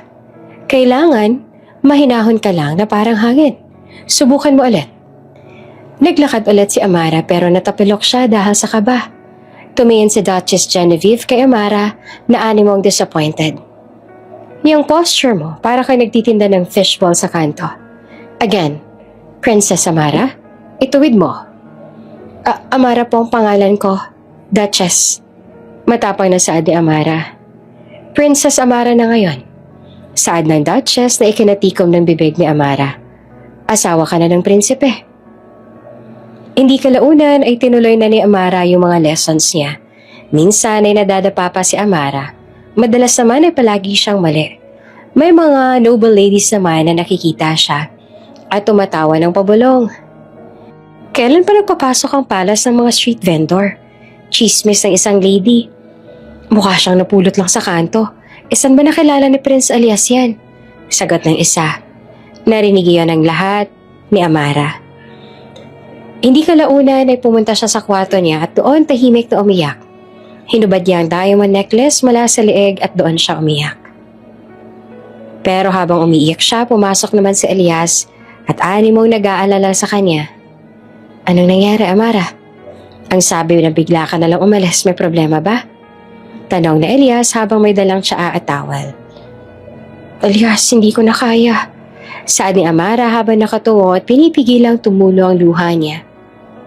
Nakakahiya ako, tingnan mo sila. Malayo-malayo sila sa akin. Hindi ako bagay dito, Elias. Mahigpit na hinawakan ni Elias ang kamay niya at dahan-dahan ito ang hinalikan. Huwag na huwag mong sasabihin yan, Amara. Huwag mong isipin yan. Iba ka lang. At yon ang gusto ko. Pero kailangan kong magbago. Kailangan kong maging worthy para sa'yo. Bulong ni Amara na puno ng insecurities. You don't have to change, Amara. Mariing bulong pa ni Elias pabalik. Gusto kong maging worthy ka para sa sarili mo. Hindi para sa akin. Pero hindi mo kailangang maging ibang tao. Hindi mo kailangang magbago. Pero yung etiquette ko, hindi mo kailangang maging perpekto. Sagot niya habang hinihimas ang likod niya. Kailangan mo lang maging matatag. Lumipas ang ilang linggo na sunod-sunod ang naging lessons ni Amara. Para siyang nasa military training na kailangan niyang maging perpekto tsaka karapat-dapat para kay Elias. Kailangan niyang matuto ng German at French dahil sa mga mahalagang koneksyon ng Eldoria. Paulit-ulit siyang nagkakamali at kitang-kita na yung frustration sa mukha niya. Kailangan niya ring malaman kung paano makipag-usap sa mga head of state na naging mahirap para sa kanya. Malalim na ang gabi pero gising pa siya dahil sa pag-aaral sa library. Napansin niya yung ilang lumang dokumento sa lamesa. Old documents. The last will and testament of King Thaddeus. Bulong niya sa sarili habang binabasa yung old documents na nakita niya. Kinabahan siya habang binabasa ang nilalaman. Kung hindi magpapakasal si Prince Elias sa loob ng 1 taon, sa isang babaeng hindi galing sa royal bloodline, ang lahat ng mana, kasama ang trono ay mapupunta sa second cousin niyang si Baron Klaus. Basa ni Amara bago siya natigilan. Elias? Bulong niya sa sarili na animong maging kamay niya ay nanlalamig sa nakita. Ginawa lang ba niya to para sa trono? Amara, ano ginagawa mo? Mabilis na tanong ni Elias nang pumasok ito sa library at nakita siya nitong binabasa ang last will. Ito, sabi ni Amara habang hawak ang will. Nagpakasal ka lang ba sa akin hindi dahil mahal mo ako? Nagpakasal ka lang ba dahil lang sa trono? Amara, pakinggan mo ako. Sabi ni Elias kasabay ng paghawak sa magkabilang balikat niya. Oo, kailangan ko ng asawa para hindi mapunta kay Baron Klaus ang trono. Pero hindi kita pinakasalan dahil lang doon. Huminga siya ng malalim at tinitigan si Amara sa mata. Nung makita kitang naghihirap, Amara, nakita ko na ikaw yung sagot sa lahat ng problema ko. Pinili kita dahil hindi mo ako nilapitan dahil sa pera ko. Pinili kita dahil mas pinili mo ako kesa kay Cedric at sa mana mo. Pinili kita dahil mahal kita. Dahan-dahang hinawakan ni Elias ang pisngi ni Amara. Hindi ko man sinabi sa'yo agad yung tungkol sa will. Pero hindi kita minahal dahil lang sa will. Mahal kita dahil ikaw yung matapang na babae na nakilala ko noon. Hanggang ngayon. Tuluyan ang bumuhos ang luha sa mata ni Amara. Walang duda na yung pagmamahal ni Elias sa kanya ay totoo. Sasamahan kita, Elias. I will fight for you. Saad ni Mara at niyakap niya ito. Hinuwakan naman ni Elias yung baba niya at marahan siya nitong hinalikan. You already are. Bulong niya sa pagitan ng halik. Kailangan lang natin maging handa para sa media. Sa labas ng pinto ay nakatanaw ang Queen Mother. Wala nang galit sa mga mata niya. Puro na lang ito pride para sa dalawa. Naging international scandal ang balita tungkol sa pagpapakasal ni Prince Elias sa isang Filipina ex-heiress na nakatira sa slums para makontrol ang damage. Nagdesisyon ng Queen Mother na magdaos ng isang malaking press conference. Nanginginig si Amara habang naghahanda. Ang isip niya ay puno ng mga lessons ni Duchess Genevieve tungkol sa posture, accent at sa diplomacy.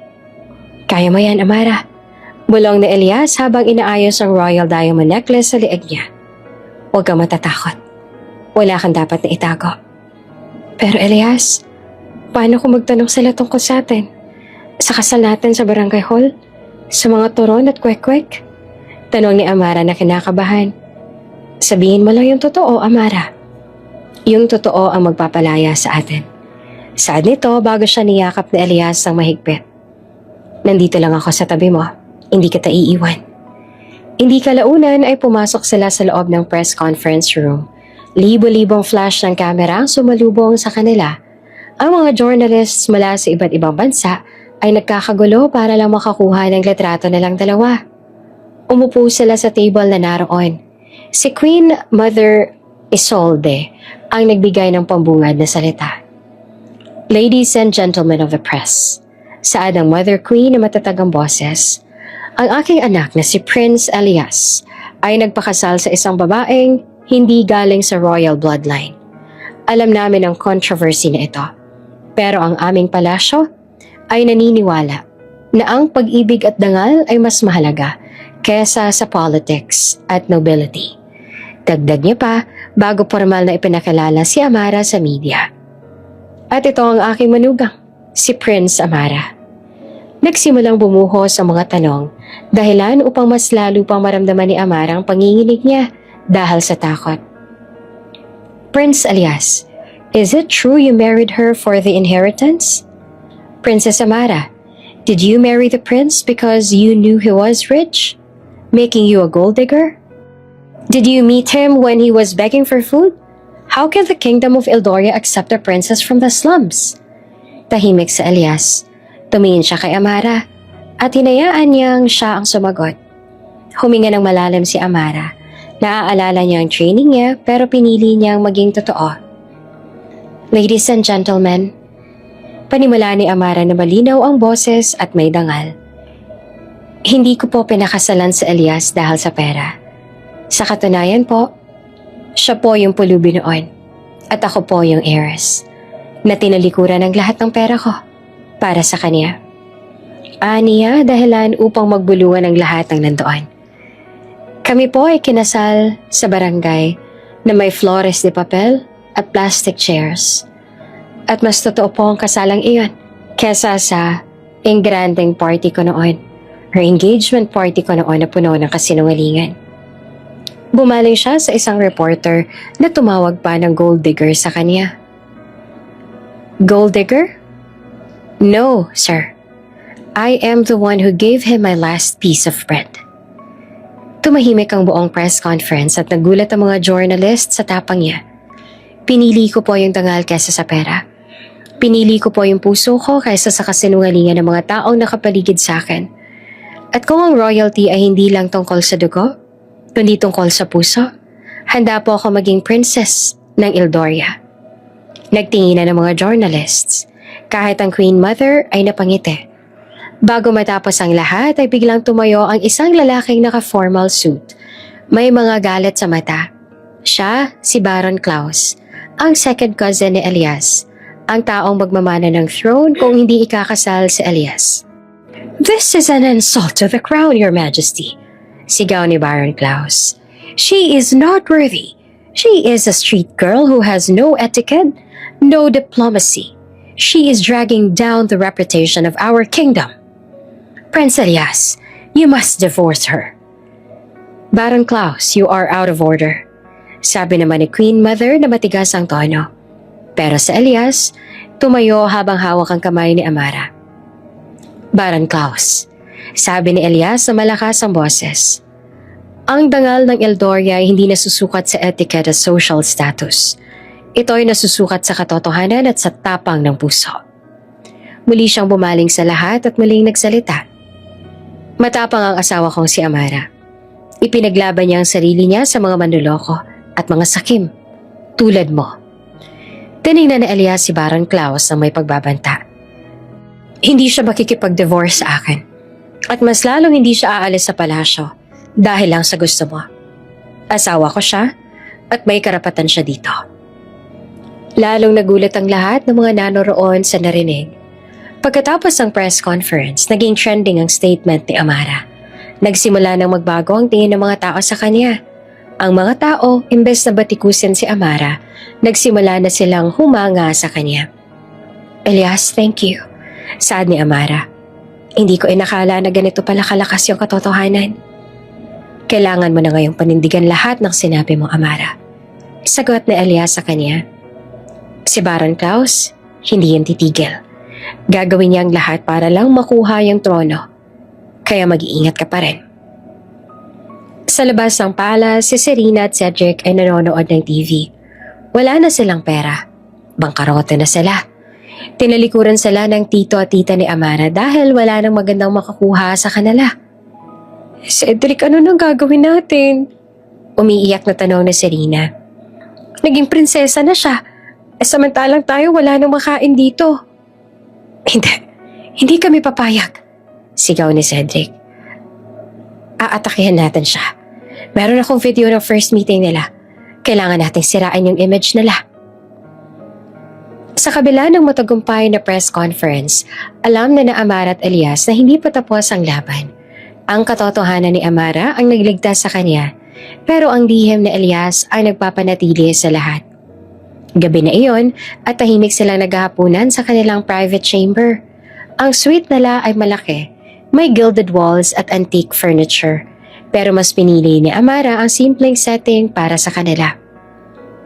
Elias, sa tingin mo ba, titigil na ba si Baron Klaus? Tanong ni Amara habang pinipirmahan ang isang document tungkol sa isang charity foundation na sinisimulan niya. Hindi, Amara. Sagot ni Elias sa seryosong muka. Ang mga taong katulad niya, hindi titigil hanggat hindi nila nakukuha ang gusto nila. Pero mas delikado sina Cedric at Serena. Bakit? Nawala na lahat sa kanila. Wala na silang pera. Wala na silang social standing. Paliwanag ni Elias. Ang mga taong wala nang mawawala, sila yung pinakadelikado. Gagawin nila lahat para sirain tayo. Lalo na ikaw, dahil ikaw ang naging dahilan ng pagbagsak nila. Napakunot ang noo ni Amara sa narinig. Ano ba meron sila na pwedeng ipinahira sa atin? Maling impresyon ang kasal natin? Sagot na Elias. At yung history mo sa kanila. Nakatanggap ako ng intel mula sa Palace Security. May plano silang mag-leak ng video. Ha? Anong video? Video ng una nating pagkikita. Bulong ni Elias. Yung kuha ng paparazzi at ng tauhan ni Baron Klaus. Gusto nilang ipakita na nagpapanggap lang ako na pulube at plenano ang lahat para makuha ang mana mo. At ngayon, yung trono. Pero hindi naman yun video ng kasinungalingan, Elias. Giat ni Amara. Totoo yung pag-iyak ko nun, ha? At totoo yung pagtulong mo sa akin. Alam ko, Amara. Pero sa media, ang context ang mas mahalaga. Sabi ni Elias. Gagamitin nila yung footage na naka-dirty jacket ako habang ikaw nakasuot ng expensive gown. Sisisihin nila ako. At yung pagtatago ko ng identity ko, ang magiging proof na scammer ako. Hindi nakapagsalita si Amara sa narinig. Hindi ka dapat madamay sa politics ng palace, Amara. Dagdag ni Elias. Wala naman akong alam sa mga ganyan, Elias. Sabi ni Amara. Pero mahal kita. At hindi ko hahayaan na masira ka dahil sa akin. Puno ng kasinungalingan ang buhay ko noon. Pero ngayon, gusto nang maayos ang lahat. Niyakap na Elias si Amara. Dahilan upang walang ibang nagawa si Amara kung hindi ang mapayakap din sa kanya. Hindi kita iiwan, Amara. Pangako yan. Dahil sa banta, lalong pinag-iting ni Elias ang lihim na proteksyon kay Amara. Sa paningin ng lahat, si Duchess Genevieve ang etiquette coach ni Amara. Pero sa likod ng kortina, si Elias ang personal security at strategist ni Amara. Kapag may ball o state dinner, si Elias ang pumipili ng lugar na mauupuan ni Amara, malayo sa mga lason o mga chismosa na pwedeng sumira sa kanya. Kapag may etiquette lesson si Amara, ang mga royal guards ay nakatago lang sa paligid at nagbabantay sa bawat galaw ng mga servants at duchess na may access kay Amara. Isang araw, habang nag-exercise si Amara sa garden ay may lumapit na servant at inalok siya ng tsaa na may kakaibang amoy. "Princess Amara, please try this tea. It's good for your nerves," sabi ng servant. Kinuha ni Amara ang tsaa, pero naalala niya ang warning ni Elias na huwag tatanggapin ng anumang pagkain o inumin na hindi galing sa royal kitchen. Salamat," saad ni Amara. "Pero katatapos ko lang uminom. Pakidala na lang ako ng tubig." Umalis yung servant na nag-alok ng tsaa kay Amara. Nang makalayo yung servant ay saka lang tumawag si Amara kay Elias. "Elias, may nag-alok ng tsaa, nakakaiba yung amoy." Bulong ni Amara habang nakatitig sa servant na naglalakad kasama ang tsaa na inalok nito sa kanya. "I saw it, Amara." Malamig ang boses ni Elias sa earpiece ni Amara. "Babalik na ako dyan. Huwag kang aalis sa garden." Nang makabalik sa Elias ay agad niyang tinawag ang head of security. "I want the servant who offered the tea to my wife investigated immediately." Matigas ang utos sa Elias. Nang gabi rin yun, nalaman nilang bribe pala ang servant ni Baron Klaus para lagyan ng mild poison ang tsaa na ibibigay sana kay Amara. Hindi naman ito nakamamatay, pero makakasira ito sa focus at speech ni Amara sa diplomatic meeting na darating. "Sabi ko na sa iyo, hindi titigil si Baron Klaus." Saad na Elias, "Kailangan nating maging handa." Niyakap ni Amara si Elias dahilan upang sagutin naman ni Elias ang yakap kasabay ng pagbuntong hininga. "Salamat, Elias. Kung wala ka, baka wala na rin ako dito ngayon." "Hindi mo kailangang magpasalamat, Amara. Trabaho kong alagaan ka." Saad na Elias. Sa kabilang banda, si Cedric at si Rina naman ay walang ibang nagawa kung hindi ang maganda ng pagpapakalat ng video nila Elias at Amara. Wala na silang pera, pero may mga social media accounts pa sila. "Dito tayo magsisimula, Cedric. Sirain natin yung image niya. Ipakita natin na masyadong mahirap yung asawa niya." Saad ni si Rina. "Gagawin natin siyang katawa-tawa si Rina. Yung scandal na yan, ang huling barahan natin." Saad naman ni Cedric bago nila sinimulang i-edit ang video para mas magmukhang dramatic at scandalous. Hindi kalaunan ay dumating ang araw na kinatatakutan ni Elias at Amara. Isang umaga, habang nag-aalmusal si Amara kasama si Queen Mother Isolde, sumabog ang balita sa social media. Ang tita Sofia ni Amara nagpadala ng screenshot sa aide ni Queen Mother. Agad na tiningnan ng aide ang video, at ang video ay tungkol sa footage ng una nilang pagkikita. Makikita sa video na si Amara ay basang-basa, nakasuot ng expensive silk gown, umiiyak at mag-isa. Makikita rin sa Elias na marumi, nakasuot ng dirty jacket, payat at nag-aalok ng tinapay kay Amara. Ang caption ng post sa Serena ay puno ng paninira tungkol sa dalawa. Nang makita iyon ay agad ding pinatawag ng Queen Mother sa Elias. Dumating si Elias sa kalmado pero may galit sa mata. "Elias, ano gagawin natin dito?"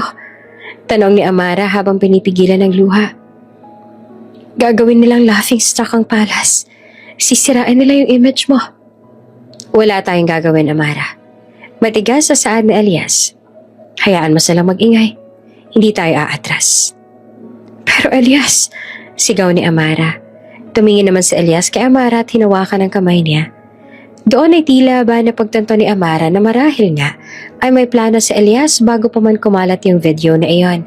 Kaya naman wala na siyang ibang nagawa kung hindi ang mapabuntong hininga na lang ng mga oras na yon. Hindi kalaunan ay agad na nag-set up si Elias ng live broadcast sa Royal Palace. Hindi press conference, kundi isang simpleng live talk sa kanilang palace garden. Umupo si Elias at Amara sa garden bench bago sinimula ni Elias yung live broadcast. "Good morning to the Kingdom of Eldoria and to the world." Simula ni Elias sa kalmado ang boses. Marahil ay nakita ninyo yung video na kumakalat sa social media. Ito yung video kung saan isa akong pulube at ang asawa kong si Amara ay hindi naghihirap.